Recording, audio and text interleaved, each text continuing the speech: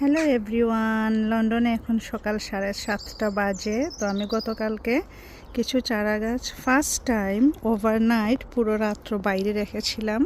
তো আমি দেখাই, সকালে উঠেই এসে দেখলাম গাছগুলা ঠিক আছে কিনা। এই যে দেখেন গাছগুলা বাইরে গতকালকে রাত্রে আমি ফার্স্ট টাইম রেখেছি আর কি, কারণ টেম্পারেচার 10 ডিগ্রির বেশি না হলে তো রাখা যায় না বাইরে, ঠান্ডায় নষ্ট হয়ে যাবে। তো দেখেন চারা গাছগুলা এত সুন্দর আছে।